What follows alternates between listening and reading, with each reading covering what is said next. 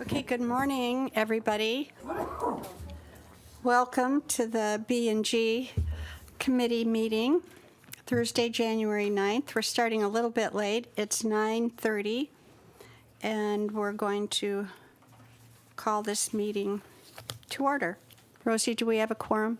Yes, Madam Chair, we do have a quorum with all members present. Great. Let's move on to Section 3, public comment. Do we have any members of the public that would like to share their thoughts with us? No, Madam Chair, we don't have any public comment for today's meeting. Okay, moving on to Section 4, the action items. We have one action item on today's agenda. Our action item is staff's recommendation to amend various SDCERS charters, policies, and rules which are specifically noted on the committee agenda.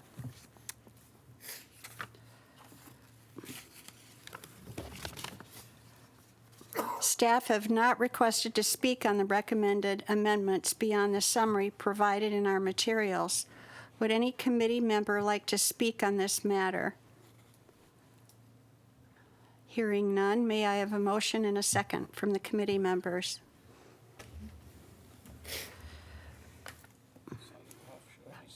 Moved by Paul. Moved by Paul and seconded by Paul. The Pauls, yeah.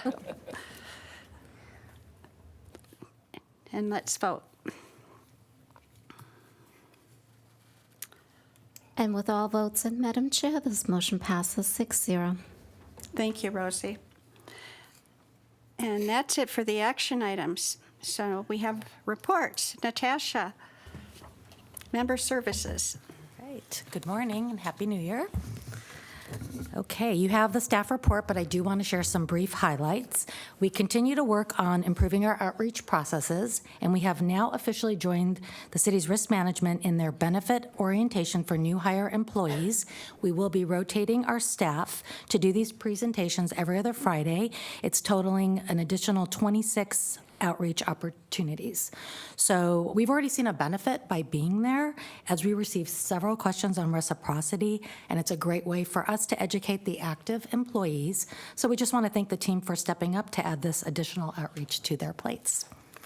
I also wanted to highlight that we are in the voting phase for 2 general member seats and the fire safety member seat. That concludes on January 30th. The final results are announced in February, and the certification of results will be at the March meeting. There are 2 nominees for the fire safety seat and 3 nominees for the 2 general member seats. Moving on to our call center, who are working hard to answer the phones and completing their task and workflow in a timely manner. We did have several questions from retirees on the transition of retiree health, and that was also primarily because their December pay advices looked different. We posted an article on the website showing the differences, and because we know that January will also look different, we plan on taking a similar approach, but we will also be sharing the article in advance with REA, RFPA, and SDPBA, so everyone is in the loop on these changes. And lastly, we wanted to share that one of our call center retirement assistants, Krista Rue, was promoted to an administrative aide position in benefit admin, supporting our death benefit desk. So while we hate to lose her, we are so happy that her skill set and experience are remaining within SDCERS and are going to be put to good use. With that, I'm happy to answer any questions. Go ahead. Go ahead, Tom. So today starts the voting. When should the members be receiving the pamphlet in the mail? They should be receiving it any day. So some of them hopefully have already received it, but it should be there. Okay, Yes. Thank you. I'll look for that. Yes. And we are posting some information on the website. Should anyone have an issue and not receive their ballot, we'll have some direction on what to do. So I just want to comment that there was a concern from some retirees about the change in their benefit statement, and I really appreciate how quickly you were able to get the information back out. That was excellent. There's a migration from SDCERS managing this to an entity called BOSS managing it, which is actually working out quite well, but all of a sudden, our benefit checks looked different. Yeah. The money wasn't different. It was just the way it was reported, and it was confusing for some retirees. So Natasha et al. Quickly got something up on the website, and we were able to disseminate that through the retiree groups, so that was really helpful. Is there a way, and I know I've asked this question before, but is there a way when we put new information up on the website for retirees and others who may be interested to be notified of that in some way? I think we are actually looking at different processes with emails and notifications. So, and actually, we're going to that conference later on this month to look at different communication outlets. So there's many layers to that, which have to do with opt-in and how you communicate and maintaining databases and lists. And so we are, that's one of the things that we are studying. Yeah, it's great. I think some retirees probably don't care at all, and some of them, and some members, and some want to know whatever, any changes that are going on, and would be really happy to be notified that there's something new up on the website. So, Yeah, we're definitely Thank looking you. at all of that. appreciate it. Thank you. Thank you, Natasha. All right. Benefits Administration, Sandra.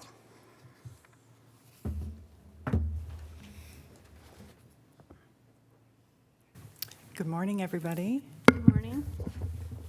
You have my Benefits Administration Status Report in your materials.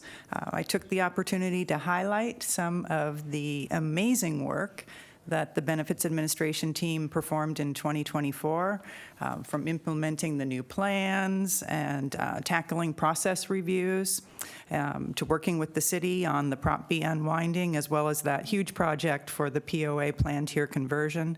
It was a very busy year. And I'll have one correction to my status report. That Excel database that we call BAT actually has 3 T's in it rather than the 2 T's I put, because it is officially named the Benefits Administration Testing and Training Tool. And that extra T is really important for our 2025 action plan within BA. We're going to be doing a lot more training in 2025, not just for the benefits team, but for all of SDCERS staff. So we will be seeing BAT. I wasn't sure if BAT's flutter or fly or, soar, I thought. I don't know. Whatever a BAT does, we're going to see BAT doing that in 2025. I'm also very happy to report that this retiree health transition has gone remarkably well, considering what a huge project that was. Just a couple of minor hiccups that we've talked about.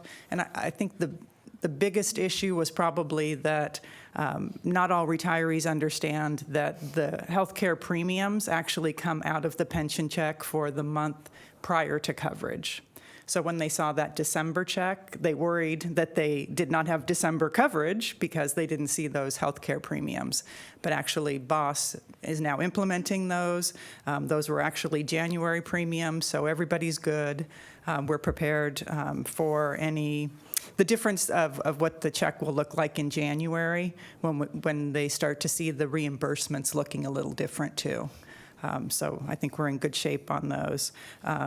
But again, that transition was just a huge project, required a lot of strategic planning, system and process updates, coordination between SDCERS and the new provider BOSS, the city, all the healthcare providers. Much appreciation to SDCERS IT and member services teams for pitching in and making this a successful transition. And my hope is that 2025 contains a lot less updates on retiree health and more talk about BAT. On my over 10,000 report, Chris had asked about Mr. Spicer, who had reciprocity and then it was retroactively denied because of an overlap in membership, and that resulted in a change in his entry age, and that is why he has that overpayment. I'll take a look at the specific details and see what's going on there, but it's not typical, but it does happen, unfortunately, that we later find out that the reciprocity needs to be denied, and that changes their entry age, so it changes their contributions. Happy to answer any questions. Sandra, I was surprised to see that there are still tasks for the health reimbursement that your department is doing. Yes. And Greg and I talked about that yesterday. The hope was that we would be a little further along in not having to lead so many things and take on so much of the responsibilities for things, but it's really goes back to the membership. We promised to never leave the membership in the lurch. So as long as the SDCERS expertise is needed, we will be there to help. It's a team of one here pretty soon. We've got one more person who's working on health who is scheduled to move divisions at the end of this month. So I'm really hoping that by the end of this month we'll be in better shape. And it's been a good learning lesson for BOSS for next year too. Now they've gone through open enrollment, which they said was surprisingly not very busy. Not surprising to us. We know open enrollment's not terribly busy. It's this time of year that we always get bogged down. It's the Medicare premium updates come in, and then all those private plans reset. So this is the critical time. We warned them. They were, I think, pretty prepared, but also surprised by the volume. is it your long-term goal to be out of it completely at some point? At some point, all we're going to be doing is processing the deductions for anything that's not covered by the city's allowance. There will be a deduction from the check, and then there'll be a file that comes over with reimbursements. And at some point, we'll be able to have people, have retirees know that their pension check is their pension check, and that's what it represents. And then anything that has to do with any of the healthcare deductions or reimbursements, they'll go to a separate website and be able to pull all that information from that website. I see. Yeah, it'll be great. Any other questions? Oh, Chris, go ahead.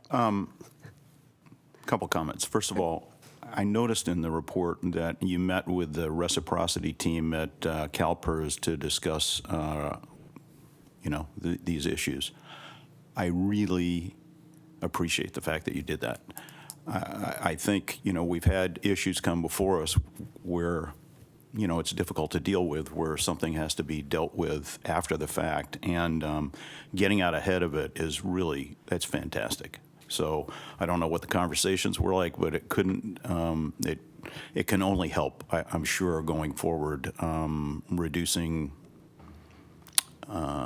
misimpressions or disagreements or whatever they might be. Yeah, Greg facilitated that. That was actually kind of like our own little private the session with them, like a little seminar session. They pulled out a PowerPoint that they'd been working on that was going to be presented at a later, I think probably CalPERS session. So it was nice, and we got to just ask all of our questions and see to make sure that the forms that we're using were acceptable to them, and to understand what their requirements were a little bit better.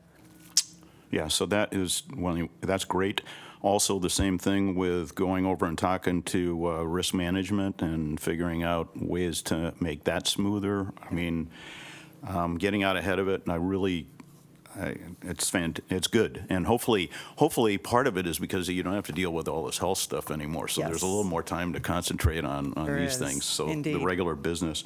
And then I just wanted to say, great job again on the transition on the health stuff. I think especially buying in the retiree groups with risk management and so forth made everybody feel like they were part of the process. And ultimately, I think it's a good outcome. So thanks for that, too. Yeah, perfect. Thank you.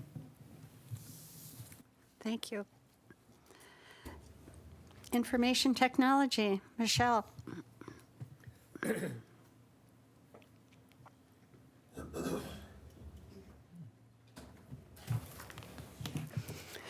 Good morning and Happy New Year, everybody. Within your board material, you have my status report that includes updates on the IT strategic plan projects.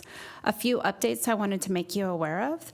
The SDCERS public website and content management system has now migrated to its production environment in the cloud. This production cutover happened during business hours, and it was seamless. Nobody knew it happened.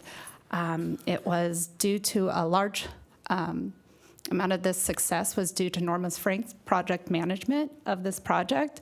The technical details were all ironed out in advance, and it was executed very smoothly. I also want to give some recognition to Jessica Taylor, who was critical in preparing the system for that cutover.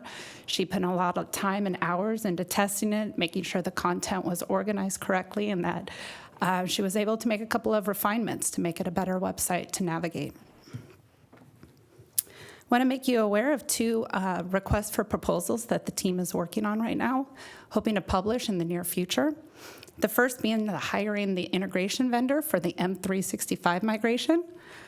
We understand that this is going to be security is of the most importance, and the risk of setting this up incorrectly exists. We want to hire a professional to help us build that environment.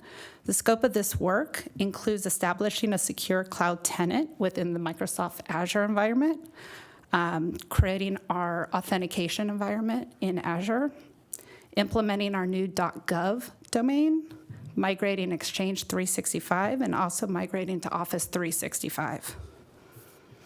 Hope to have that published by the end of the month, and I expect a high volume of interest. This is a very big market right now of everybody migrating to the new platform, so I expect there to be a lot of proposals for us to review. The second request for proposals for the boardroom modernization. It's industry standards to usually modernize it's a tough word, modernize the room every 5 to 7 years when broadcast streaming upgrades. Standards now are up to 8K, but 4K is pretty much the standard that most boardrooms of our type are streaming off of. We have a mixed environment now, which is sometimes creates some instability that we have to troubleshoot. So thank you to Blanca for always making sure that we have a stable environment to run our meetings. This proposal will include the scope of video distribution, broadcasting, displays, and audio, and all the streaming resolution. Both proposals, we hope to have a vendor recommendation before the board for the May meetings. And with that, I conclude my updates, and I'm happy to answer any questions. Any questions? Chris? No? Great job. Thank you, Chris. Thank you, Michelle. We have no requests from staff for any of the other reports that are included in our packet. I did want to congratulate Ted, though, on getting the ACFR out, clean opinion again, and we've applied for the award, right? Yeah, the 16th in a row award. So thank you. Thank you very much. Are there any questions from any committee members on any of the reports? Chris, what is price?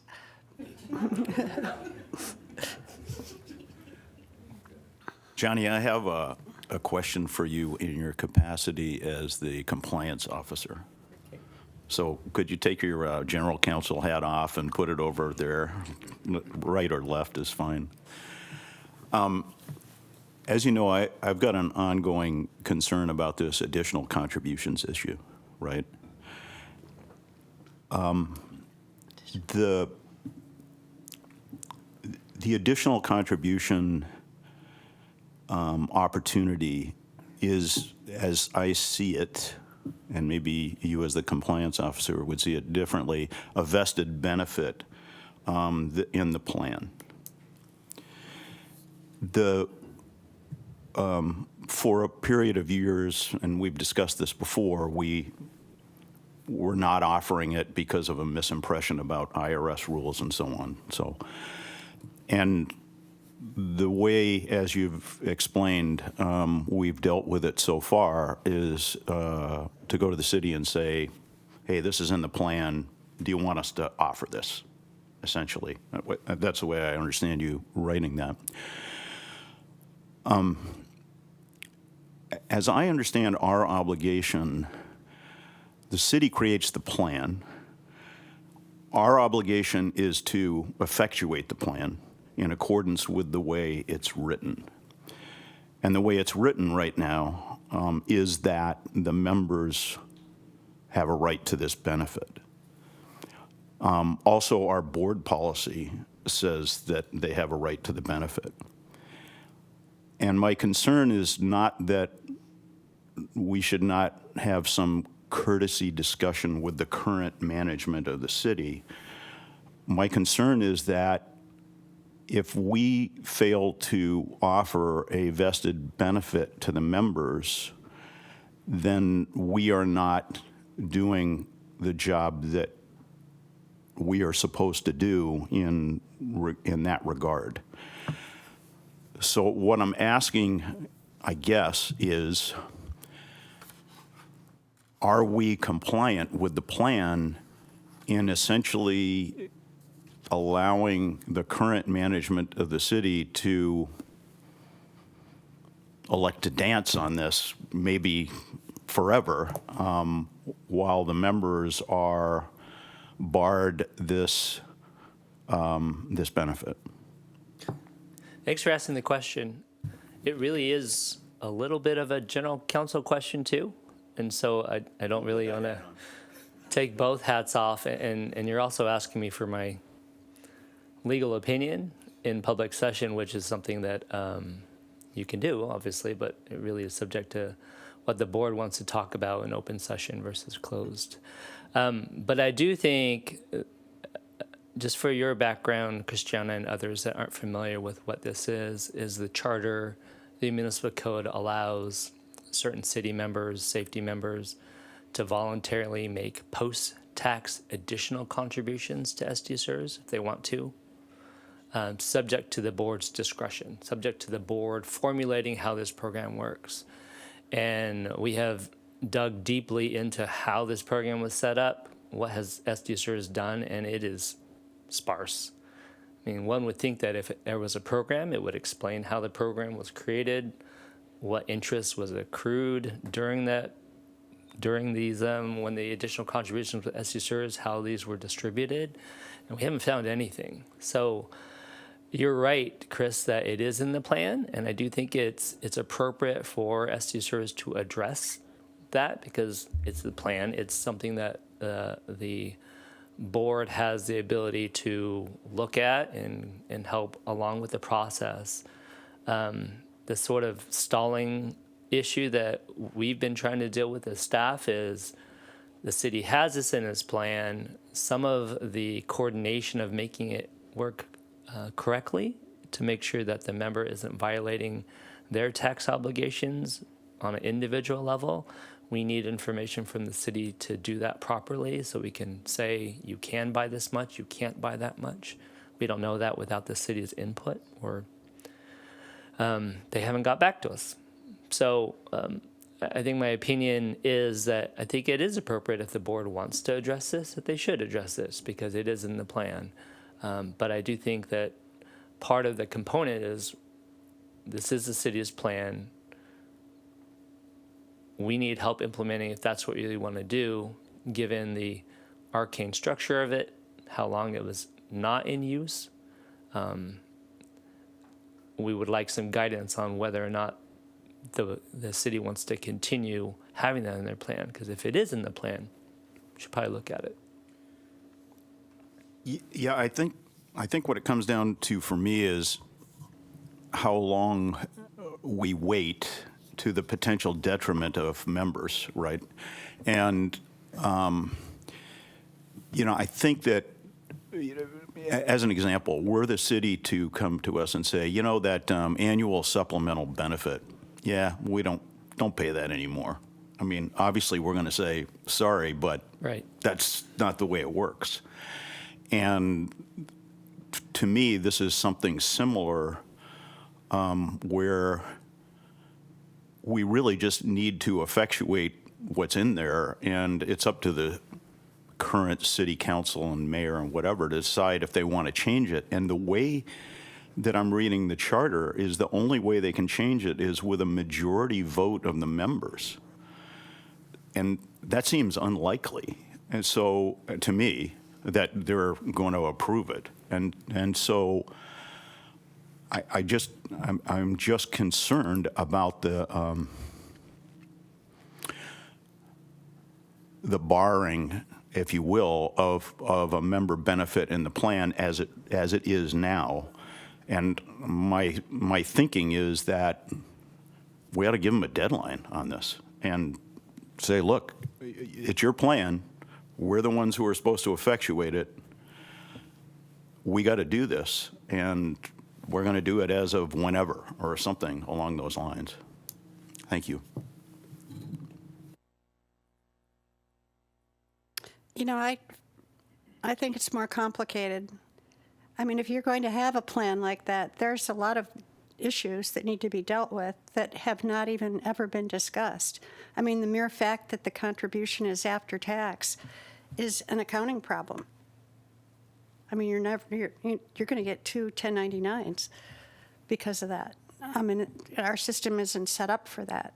So I think before you can even talk about doing that, you need to address all of the issues that are inherent in those after-tax contributions. It may be a very complicated Yeah. solution. I'm totally on board with the idea that you can't just flip a switch and say, here you go. Right. I get that. But on the other hand, you know, the current city administration may be busy with all kinds of things. And should we be having this same conversation 2 years from now? And I would say no, because it's to the detriment of a member benefit. Mm-hmm. So somehow we need to get this rolling is what Yeah. I'm suggesting. I understand. In the meantime, the members do have other options, you know, for after-tax contributions. Yeah, for sure. Right. Okay, anything else?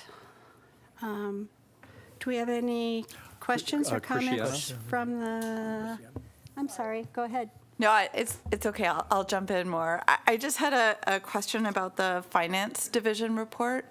I think I noticed a line in there about the fact that work was going to be starting on the upcoming budget year. I know the city has been asking its departments to make reductions, like 20% reductions for the upcoming budget year for their departments, which is going to be to the detriment of obviously some city services likely.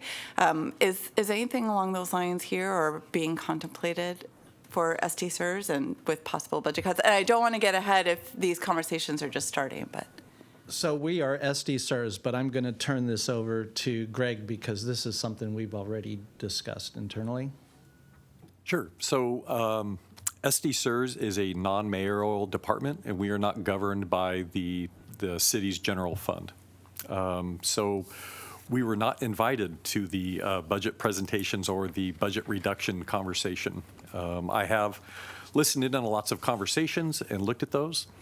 From what we've done here over the years is really try to have that mentality every time we do a budget to make sure we run a very lean shop. When we go present our budget to the city, we show that we've actually reduced our staffing by 20% over the years as we flex our organization.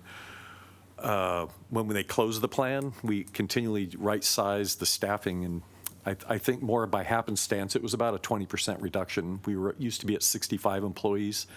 Now we're about at 55 employees.